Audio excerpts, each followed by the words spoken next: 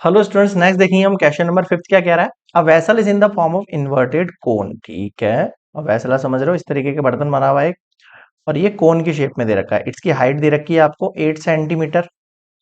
ठीक है sir, okay. And radius of its top ये दे रखा है आपको 5 सेंटीमीटर। देखो गिवन करके शो कर देता हूं मैं पहले। गिवन क्या है आपके पास, हाइट ऑफ कोन दे दिया आपको 8 centimetre and its radius is 5 centimetre. बताओ समझ में आ गया क्या? हाँ सर आ गया। Which is open, it is filled with water up to brim. पानी वानी भर दिया है इसमें। व्हेन लीड शॉट समझ रहे हो, इसके अंदर क्या छोटी छोटी गोलियां डाली है अपन ने, ऐसे ऐसे ऐसे ऐसे। ठीक है, और हर एक गोली जो है वो स्फेयर की शेप में। मैं यहाँ पे उस गोली को समझा रहा हूँ यहाँ पे आपके लिए। ठीक है, उसका रेडियस कितना दे रखा है, 0.5 दे रखा है आपको centimetre. Dropped into the vessel, इसमें पानी डाली, उसमें से 1/4 पानी जो है वो बाहर निकल गया। आपको बताना नंबर ऑफ लीड शॉट। देखो जब भी ऐसी कंडीशन होती है तो इमेजिन करो, ये जो इसमें गोलियां डाली है ना अपन, तो जो डाली हुई गोलियां हैं उनका जो वॉल्यूम होगा उतना ही पानी इसमें से क्या जाएगा, बाहर जाएगा। समझे आप मेरी बात? भाई मैंने कोई चीज यहाँ पे पानी के अंदर पुश करी, तो जो पुश करा है आइटम, उसका जो वॉल्यूम होगा ना, उतना ही वॉल्यूम का पानी क्या हो जाएगा, बाहर चला जाएगा। समझ में आया आपको? हाँ सर, जितना वॉल्यूम आपके उस आइटम का होगा जो पानी में जा रहा है, उतना ही पानी क्या जाएगा, बाहर जाएगा। ये दोनों इक्वल होते हैं। समझ में आया? हाँ सर। तो जो लीड शॉट निकालना है उसके लिए बता रहा हूं मैं आपको। पहले वॉल्यूम ऑफ ये स्फेयर के लिए भी लिख देता। Sphere, each sphere has radius 0.5 centimetre. ठीक है सर, अब मेरी बात सुनना ध्यान से। इसमें से कितना पानी बाहर गया सर? 1/4 पानी बाहर गया। तो जो 1/4 पानी बाहर गया वो किसके बराबर है सर? वो बराबर है आपके पास नंबर ऑफ जो लीड्स हैं उनके वॉल्यूम के। यानी मैं कह सकता हूं, मैं ये कह सकता हूँ सर, 1/4 जो वाटर बाहर गया है, सुनना मेरी बात, क्या आप कहा है मैंने? 1/4 जो पानी बाहर गया है, 1/4 इंटू वॉल्यूम ऑफ कौन, ये 1/4 of the water flows out. भाई जो पानी बाहर गया वो कितना है भाई? ओवरऑल जो कोन है उसका 1/4 है। ओवरऑल जो वॉल्यूम ऑफ कोन है उसका 1/4 है। इतना पानी बाहर गया वो किसके इक्वल होगा सर? वो इक्वल होगा नंबर ऑफ ये जो लीड शॉट्स है into volume of each sphere.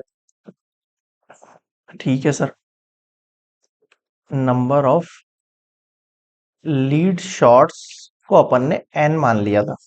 अब समझे मेरी बात?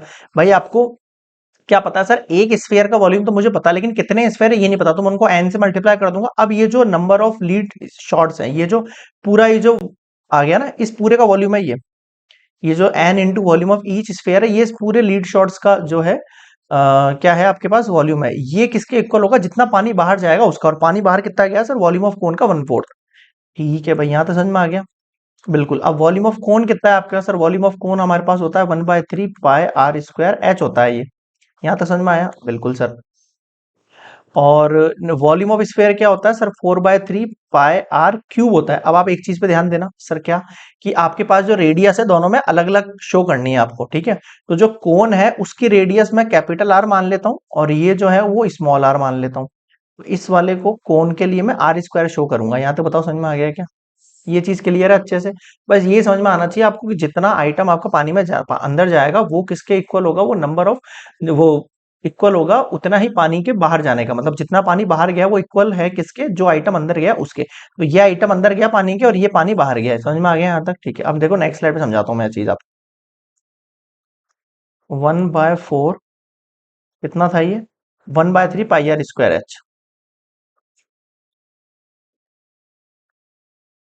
किसके इक्वल है? Number of 4/3 pi r cube. ठीक है सर, देखो ये 1/3 से 1/3 कैंसिल आउट हो गया, पाई से पाई कैंसिल आउट हो गया। क्या बचा आपके पास? 1/4 बचा। रेडियस कितना है सर? आपके पास जो कोन दे रखा था उसका रेडियस दे रखा था हमें 5, और जो हाइट दे रखा है इसका देखो वो कितना दे रखा है आपको, 8। ये आर क्यूब है। आर क्यूब कितना होगा देखो पीछे सर, रेडियस दे रखा है आपको कितना, स्मॉल वाला रेडियस दे रखा। एक मिनट, ये तो कोन का रेडियस है, स्मॉल वाला रेडियस स्फीयर का दे रखा है 0.5। अब मुझे बताओ क्या समझ में नहीं आया? यहाँ तक क्लियर है सारी बातें? ठीक है, आगे बढ़ू। अब देखो आपको नंबर ऑफ लीड शॉट्स निकालने हैं, तो हम सबको क्रॉस करना पड़ेगा, बिल्कुल सर। तो देखो 1/4 इंटू 5 5 25 इंटू 8 मल्टीप्लाई, ये सब चीजें क्या हो जाएंगी, क्रॉस मल्टीप्लाई होकर नीचे आ जाएंगी। ठीक है सर, तो 1/4 इंटू 0.5 मल्टीप्लाई 0.5 मल्टीप्लाई 0.5, और यहाँ पे क्या बच गया आपके पास, एन बच गया। बताओ समझ में आया क्या? हाँ सर।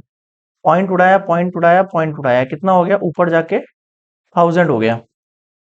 अब क्या करना है आपको, सिंपली देखो ऊपर गया 25 इंटू 8 इंटू 1000 डिवाइड बाय 4 4, कितना हो गया ये, 4 इंटू 4 रहने दो, ये कितना हो गया आपके पास, 5 5 5, 5 इंटू 5 इंटू 5, यहाँ तक समझ में आया? हाँ सर, आ गया।